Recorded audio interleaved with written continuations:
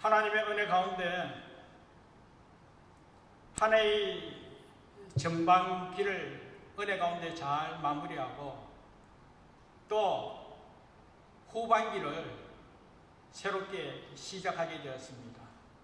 한편 여러분들이 전반기에 혹 부족한 점이 있다 할지라도 이번 후반기 때에 여전히 비전을 향하여 열정으로 맡은 역할 감당할 때에 좋은 결과로 하나님께 영광을 돌릴 것이고, 또 앞서 기도한 것과 같이 내 잔이 감사합니다, 정말 내 잔이 넘치나이다, 이와 같이 고백하면서 하나님께 크게 영광 돌리는 우리 2020년 한 해가 될 줄 믿습니다.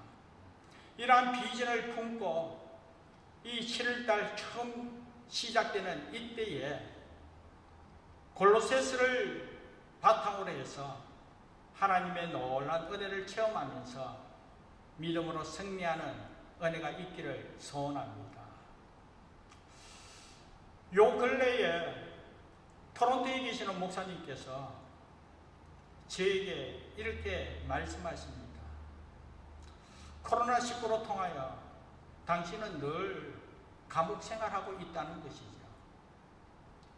감옥 생활하는 것이 너무나 답답하기에 무엇을 해야 될까 고민하다가 짧은 메모식에 글을 쓰게 되었다는 것이죠. 그러면서 당신께서 명명하기를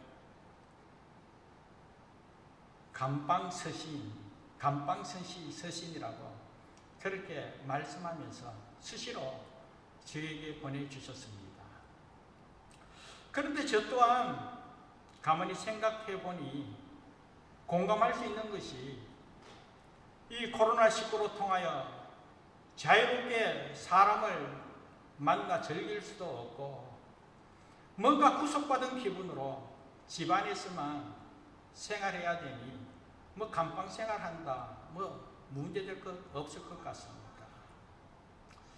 그런데 진짜 오늘 본문 말씀에 보면 이 바울이 감옥 생활하는데 이 바울의 입장을 한번 생각해 보니 감히 감방 생활한다고 말하는 자체가 너무나 보기 겨운 생각이 들어 죄송할 따름입니다.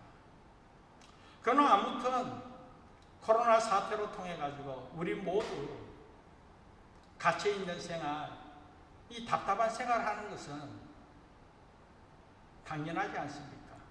그러나 그와 같은 상황 속에서도 여전히 하나님 함께 하신 은혜를 누리면서 하나님의 영광을 드러내며 복되게 살아가고자 오늘 이 말씀을 준비하게 되었습니다. 오늘 이 말씀은 골로새 교회를 중심으로 기록한 말씀이죠.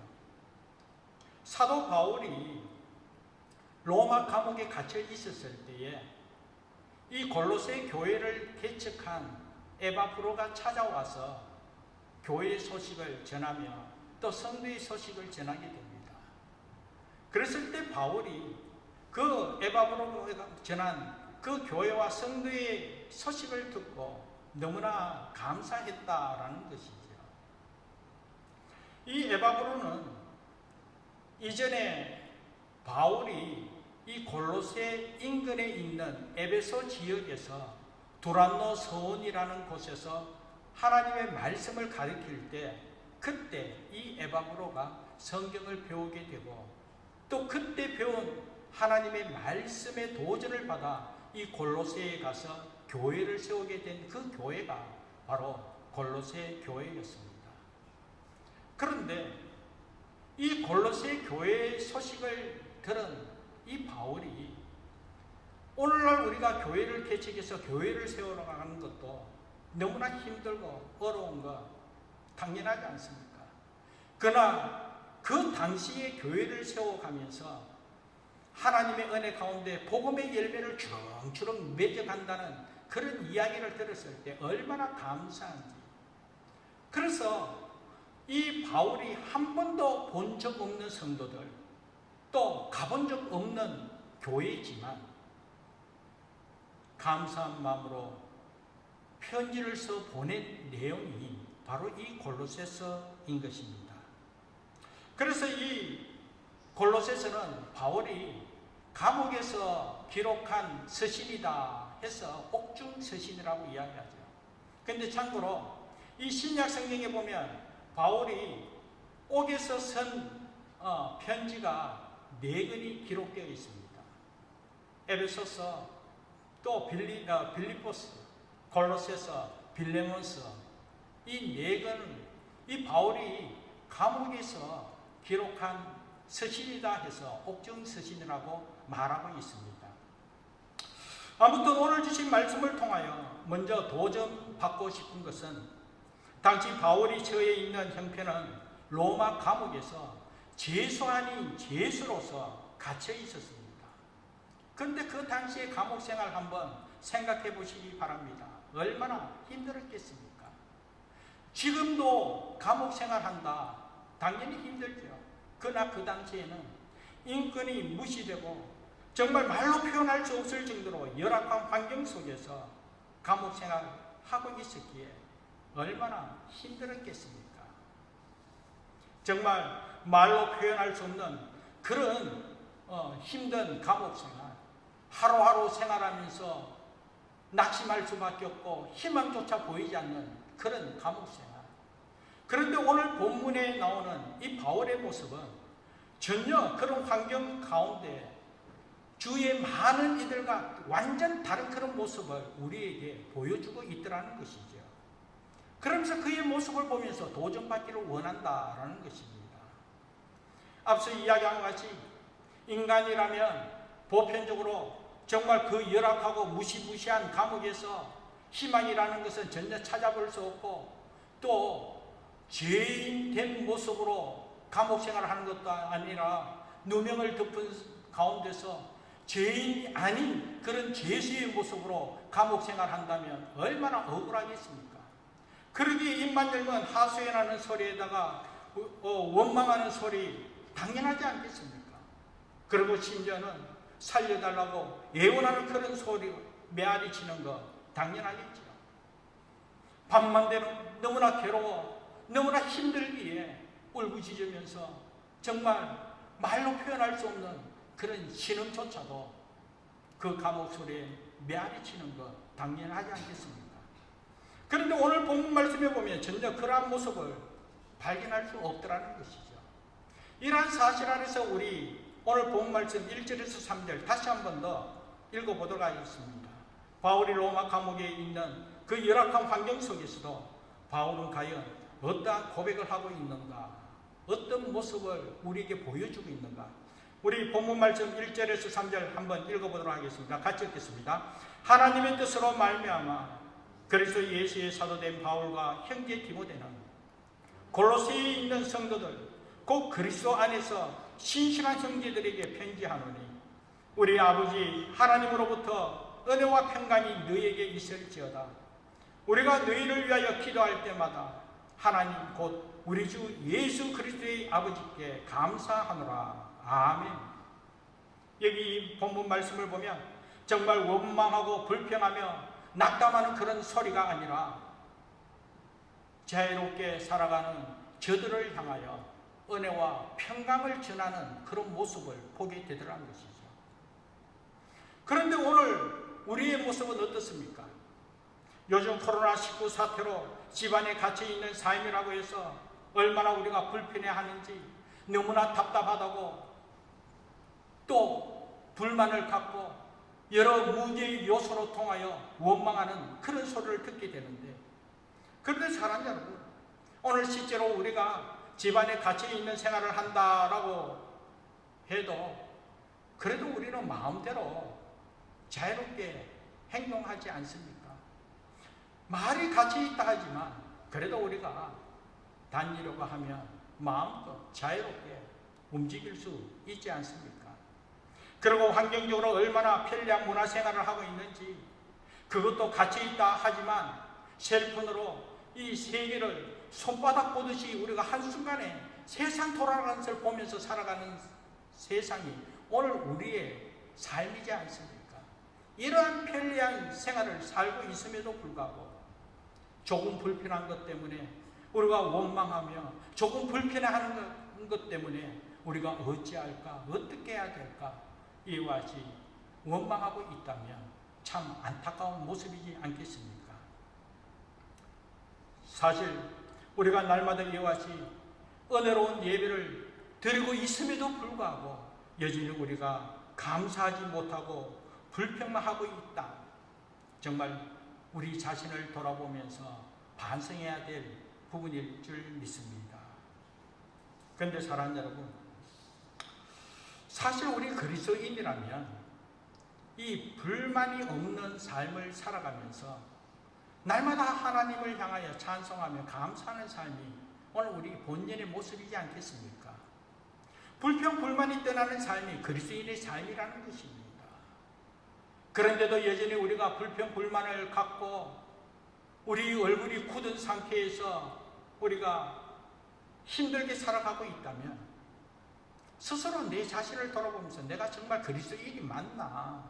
정말 내가 그리스도인이 맞나? 한번 고민해 보기 바랍니다. 한번 생각해 보자는 것이죠. 도대체 왜 그래야 하는지, 왜 그래야 하는지. 당시 오늘 본문의 주인공인 이 바울, 주 60년에서 62년 사이에 이 로마 감옥에서 이 골로새 교회를 향하여, 성도를 향하여 편지 쓴 내용이라고 했습니다. 그 당시에는 완전 인권이 무시된 그런 시대였습니다. 죄수라면 언제 죽을 줄 모르는 그런 시대였지요.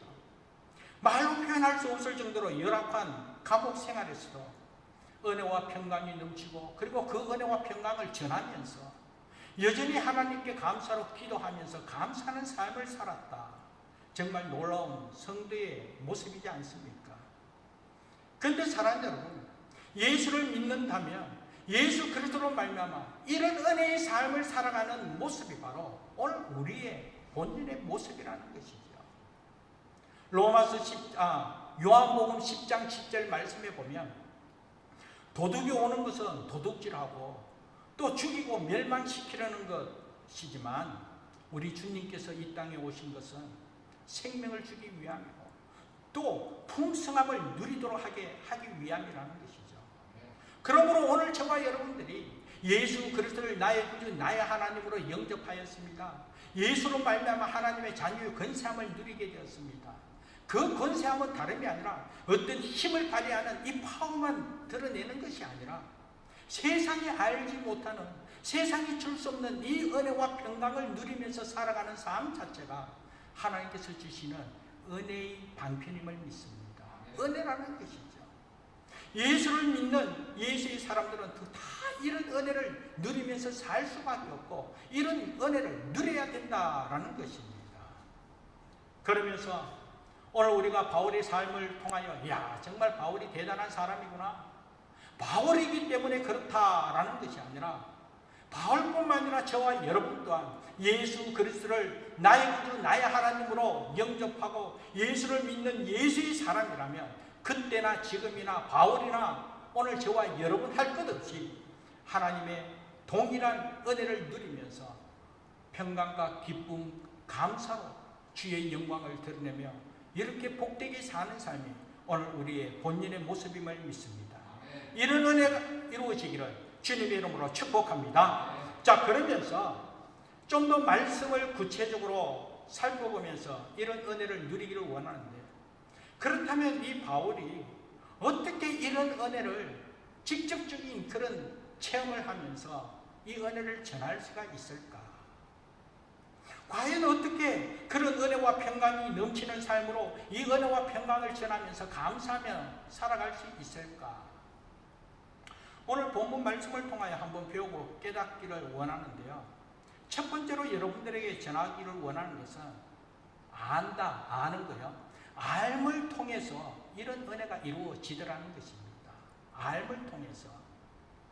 베드로후서 1장 2절 말씀에 보면 하나님과 우리 주 예수를 알므로 은혜와 평강이 너희에게 더욱 많을지어다, 그렇게 말씀했습니다. 하나님과 우리 주 예수 그리스도를 알을 통해서 은혜와 평강이 우리 가운데 풍성하게 넘치게 되더라는 것입니다. 그러므로 여러분, 먼저 하나님에 대해서, 우리 예수 그리스도에 대해서 알면 알수록 이 은혜와 평강이 넘친다는 사실을 꼭 기억하면서 알아갈 수 있고 알을 통하여 이런 은혜 누리기 바랍니다. 그렇다고 알미라고 해서 지식적인 차원에서 그냥 하나님은 어떻다, 또 예수님은 어떻다, 그냥 막연한 지식만 이야기하는 것이 아닙니다. 여기서 알미라는 것은 지식 바탕으로 경험적으로 아는 것이라는 것이죠. 체험적으로 아는 것입니다. 이런 지식을 바탕으로 경험적으로 하나님에 대해서 예수 그리스도가 어떤 분인지, 그러므로 말미암아 예수 그리스도로 말미암아 어떤 은혜를 체험하였는지 그 체험을 통하여 하나님을 또 예수를 구체적으로 알아갈 때에 이 은혜와 평강이 넘친다, 그런 말씀입니다. 하나님께서 이 모든 만물을 창조하시고 보시기 심히 좋았더라고 그렇게 감탄하셨습니다. 그런데 인간이 죄를 지음으로 말미암아, 또는 인간의 마음이 항상 이 악한 그런 생각과 계획을 통하여 하나님께서 사람 지었음을 한탄하게 되는 것입니다. 그래서 하나님께서 심판하게 되는 것이죠. 아무튼 이 인간이 죄를 지음으로 말미암아, 죄로 말미암아 하나님과의 관계도 단절되게 되는 것입니다. 또 죄로 말미암아 그 죄의 결과로 죽음에 이르게 되는 것이죠. 영원한 죽음에 이르게 되었습니다. 그런데 우리 하나님, 사랑의 하나님, 공의의 하나님께서 우리를 사랑하시기에 그냥 내버려 두지 않고 우리를 구원의 길로 인도하시고자, 또 하나님과의 관계를 다시 새롭게 회복시키고 보시기에 좋았더라, 이런 은혜를 누리도록 하기 위해서 하나님께서 예수 그리스도를 이 땅에 보내주셔서 저와 여러분을 대신하여 십자가에 못 박혀 죽게 하셨다라는 것입니다. 공의의 하나님이시기 때문이었습니다. 죄의 대가는 반드시 짚고 가셔야 되기 때문입니다. 그래서 죄의 삭은 사망이기에, 죄의 대가는 죽을 수밖에 없기에, 그러므로 저와 여러분이 죽어야 할 그 자리에 우리 주님께서, 예수님께서 대신 죽으심으로 말미암아 우리를 용서해 주시고 우리를 구원의 길로 인도해 주셨다라는 것입니다. 그런데 한편 이 죽음을 통하여 예수 그리스도로 말미암아 하나님과 나와의 관계가 단절된 그 상황을 다시 회복시켜 주심으로 말미암아 하나님 아버지와 자녀의 관계로 이루어 주셨다는 것이죠. 그러므로 우리가 하나님 아버지를 정말 아바 아버지라 부르면서 하나님의 은혜 가운데 가을수록 허락해 주셨다는 것이죠. 저주의 삶으로 영원한 생명을 누리며 복된 삶을 살아가도록 하나님께서 은혜 베풀어 주셨다는 것이죠. 이러한 사실을 우리가 다시 한 번 더 깨닫게 되었을 때 그 은혜가 얼마나 감사한지, 죄가 크면 클수록 은혜가 크다라고 했듯이 내가 과연 어떻게 은혜를 체험할 수 있을까? 내가 어떻게 구원받을 수 있을까? 내가 어떻게 세임받을 수 있을까? 스스로도 자신을 인정하는 그와 같은 부끄러운 모습, 그럼에도 불구하고 예수 그리스도의 그 크신 은혜로 말미암아 구원받게 되고 예수 그리스도의 은혜로 말미암아 이와 같이 세운 바가 되어 회복된 모습으로 하나님 앞에 세임받고 하나님의 복됨을 누릴 수 있다는 이 사실을 우리가 체험하게 됐을 때 얼마나 감사한지, 그러므로 말미암아 이 하나님의 은혜와 하나님에 대해서 예수 그리스도에 대해서 알면 알수록 은혜와 평강이 넘칠 수밖에 없더라는 것이죠. 얼마나 감사한지 감격할 수밖에 없더라는 것입니다. 그러므로 사랑하는 여러분, 오늘 이 시간에 여러분들에게 당부하고 싶은 것은 이미 신앙생활 오래된 우리 성도들, 아니면 신앙생활 연륜이 얼마 되지 않는 성도들, 아무튼 여러분께서 예수님을 처음 영접했을 때, 예수님을 처음 만났을 때 그 첫사랑, 첫 기쁨을 다시 한 번 더 되새기면서 하나님께서 어떤 은혜 주셨는지, 예수님의 사랑이 얼마나 크고 감사한지 다시 한 번 더 되새기면서 그 은혜와 평강을 누리고 그 은혜와 평강을 전할 수 있는 저와 여러분 되기를 주님의 이름으로 축복합니다. 알면 알수록, 깨닫게 되면 깨달을수록 체험할수록 이 은혜가 크다는 것이죠. 세상에 물질적인 개념으로 말미암아 누구보다도 더 나음이 있고 누구보다도 더 풍성한 걸 가짐으로 말미암아 더 만족한 삶을 통해 가지고 우리가 은혜롭다, 기쁘다, 평안을 누린다, 행복하다, 이것이 아니라 하나님의 은혜와 주님의 그 크신 사랑을 우리가 다시 한 번 더 깨닫고 체험하는 그 은혜로 말미암아 세상이 알지 못하는 평안과 기쁨을 누리면서 은혜 가운데 가할 수 있다는 이 사실을 기억하면서 하나님의 은혜와 주 예수 그리스도에 통하여 정말 더 깊이 있게 알아가는 우리 모두 되기를 주님의 이름으로 축복합니다. 그리고 두 번째로 알미 있어서 오늘 본 말씀 처음 보면 하나님의 뜻으로 말미암아 이 사도 바울이 사도로 쓰임받게 되었음을 하나님 앞에 감사하게 됩니다. 이런 하나님의 뜻을 깨닫고 사명 감당하니 은혜와 평안이 넘치더라는 것이죠. 사실 바울은 예수 그리스도께서 공생의 기간 예수님께서 직접적으로 사도로 임명한 자가 아닙니다. 바울은 초대교회 당시에 예수 믿는 사람을 핍박하고 잡아 감옥에 가두는데 앞장선 그런 사람이었습니다. 근데 그 당시의 이름은 사울이었죠. 그런데 그 예수 믿는 자를 감옥에 가두는데 앞장서기 위하여 다메섹 도상으로 다메섹 길을 향하는 그때에 부활하신 주님께서 나타나셔서 이 사울에게 임하여 주셨다는 것이죠.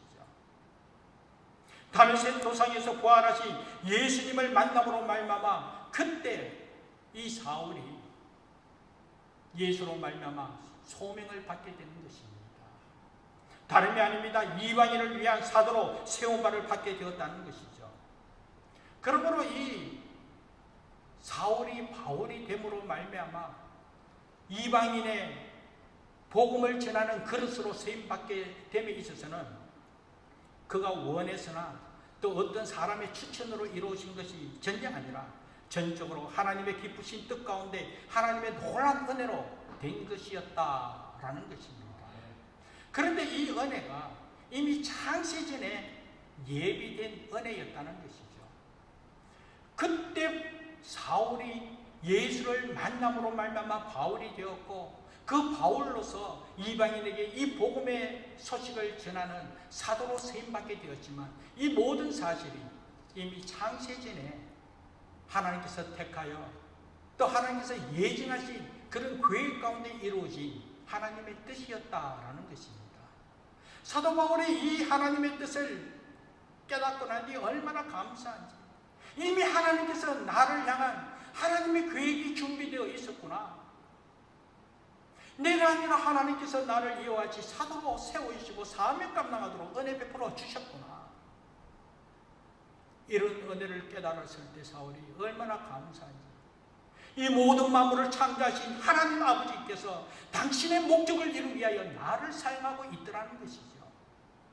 그렇게 쓰임받음에 이 바울이 너무나 감격하여 하나님께 영광을 돌리고 또 그 은혜 가운데 은혜와 평강이 넘치더라는 것입니다. 에베소서 1장 4절 5절 말씀 보면 곧 창세전에 그리스도 안에서 우리를 택하사 우리로 사랑 안에서 그 앞에 거룩하고 흠이 없게 하시려고 그 기쁘신 뜻대로 우리를 예정하사 예수 그리스도로 말미암아 자기 아들들이 되게 하셨다. 그렇게 말하는 것이죠. 저의 경우입니다. 어릴 때부터 어머니께서 너는 목사가 되어야 한다. 너는 커서 정말 목사가 되어야 한다라고 그렇게 말씀할 때마다 저는 너무나 부담스러웠습니다. 그 이야기를 들을 때마다 아니 한편으로 제가 생각하면 생각할수록 내가 어떻게 목사가 될 수가 있나? 내가 누군데? 왜 하필 내가 목사가 되어야 해?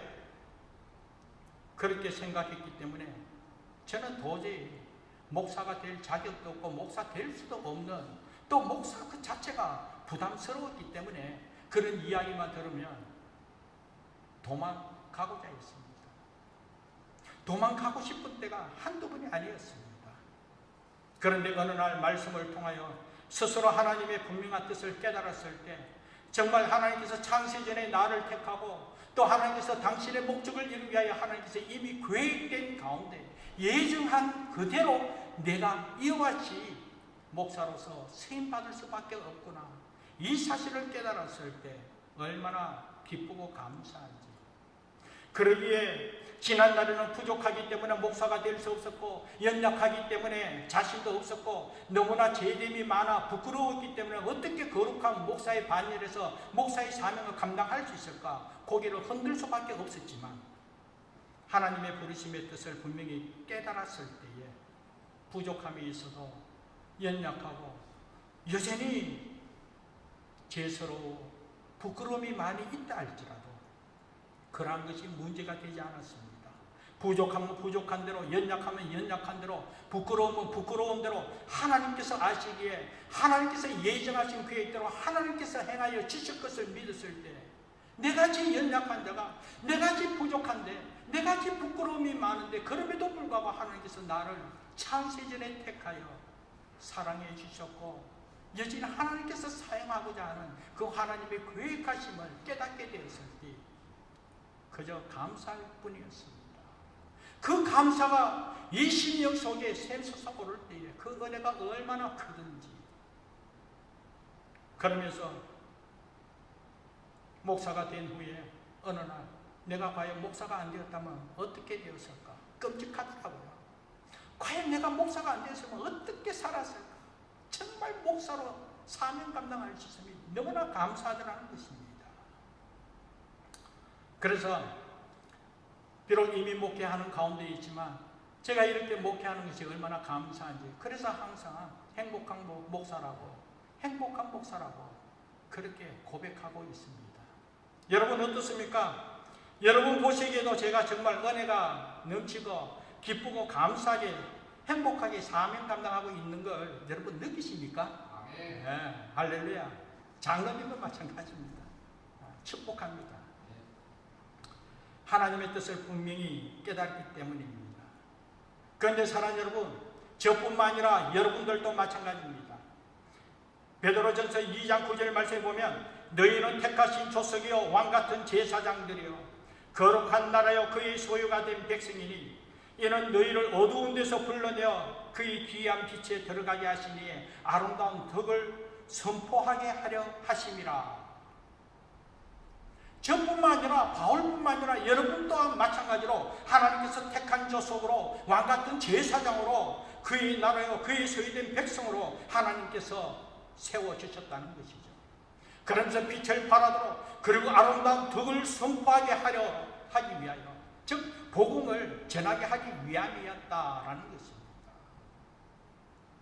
그러기 위해서는 꼭 목사가 되어야 한다, 선교사가 되고 전도자가 되어야 한다 이것이 아닙니다. 생활 가운데 삶의 표전 속에서 하나님께서 이 사명을 감당하도록 하기 위하여 부르신 부름의 소명이 각자 다 다르다는 거예요. 각자 다 다른 하나님께서 달란트를 주시고 또 직업의 소명을 주셨고 그 소명에 따라서 이 하나님의 사명을 감당할 때 하나님께서 영광 받아 주심을 믿습니다.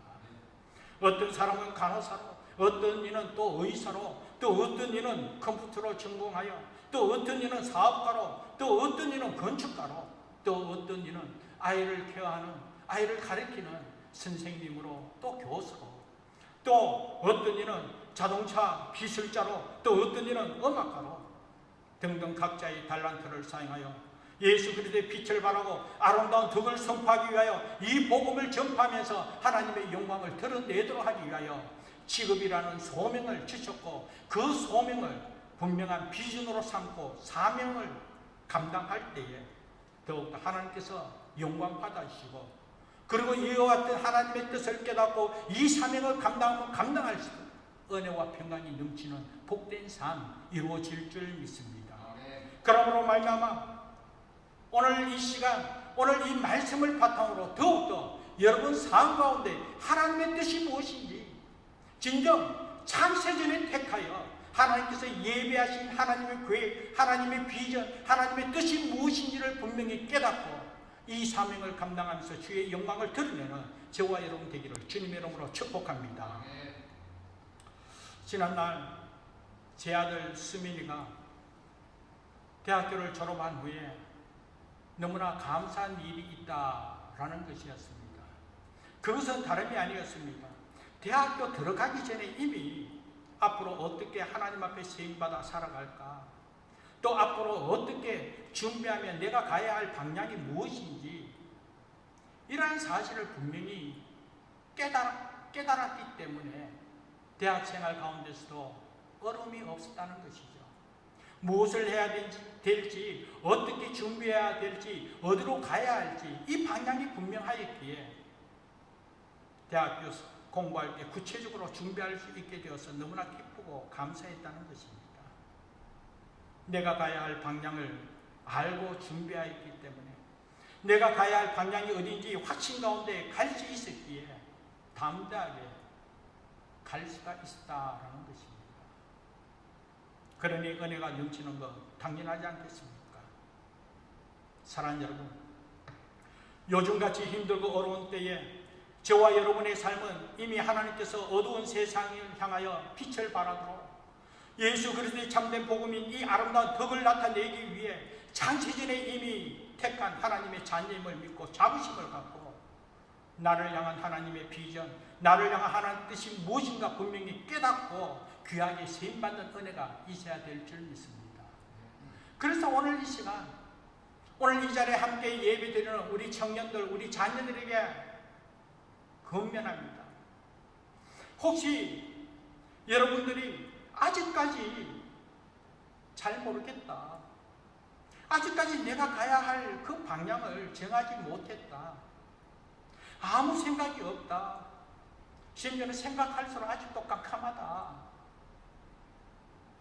그런 청년들이나 우리 자녀들이 있다면 오늘 이 시간 말씀을 의지하여 정말 목적을 두고 기도하며 뜻을 구할 수 있는 여러분 되시기 바랍니다.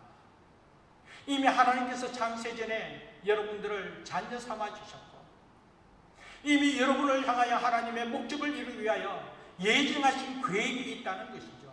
그렇기 때문에 여러분들이 기도하며 뜻을 찾고자 하면 하나님께서 반드시 보여주시고 길을 찾도록 방향을 정하도록 하나님께서 은혜 베풀어 주실 줄 믿습니다. 심지어 너무나 힘들다, 답답하다, 캄캄하다, 모르겠다, 생각이 없다, 그러면 더 간절히, 더 열정 하나님 앞에 매달려야 되지 않겠습니까?